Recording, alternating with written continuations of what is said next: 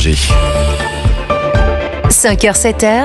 Europe 1, bonjour. Avec votre revue de presse internationale à 7h moins le quart sur Europe 1, nous sommes d'abord en Irlande. Bonjour Clémence Pénard. Bonjour. Vous êtes à Dublin pour Europe 1, Clémence. De quoi parlent les médias irlandais ?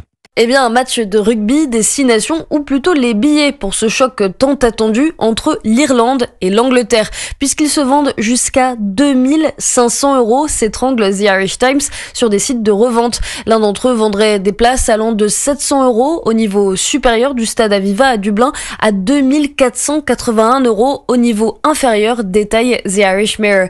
Des prix considérablement gonflés par rapport à leur valeur nominale, un procédé pourtant interdit par la loi depuis 2021, avec des amendes, précise l'ART, pouvant aller jusqu'à 100 000 €.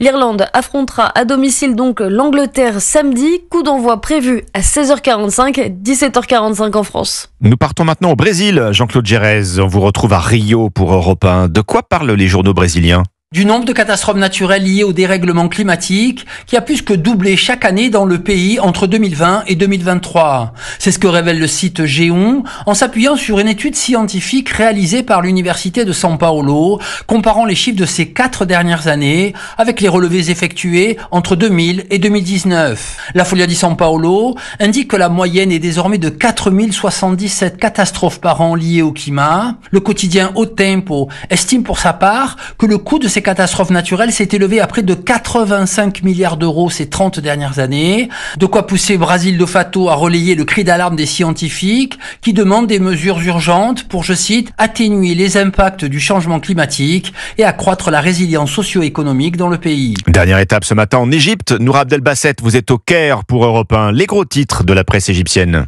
La presse est intéressée aux exportations égyptiennes de fruits et légumes vers l'Europe qui ont franchi pour la première fois la barre du million de tonnes selon les données de l'Union européenne, faisant de l'Égypte le deuxième exportateur de produits frais, juste derrière les Pays-Bas, rapporte Kairosi. En tête de classement figurent les agrumes avec 500 000 tonnes exportées. Le Progrès égyptien explique que cette forte demande est la conséquence d'une sécheresse sévère qui a frappé les principaux producteurs d'oranges en Europe. Sur la liste figurent également les patates douces, les oignons et les raisins. Les exportations alimentaires égyptiennes ont atteint 3,7 milliards de dollars lors du premier semestre de 2024. Selon l'Ahram, les pays arabes figurent en tête de liste des importateurs et représentent 52% de ce chiffre, suivi par l'Union européenne, l'Afrique et les États-Unis. Merci Noura Abdelbasset au Caire pour Europe 1. C'était votre revue de presse internationale sur Europe 1.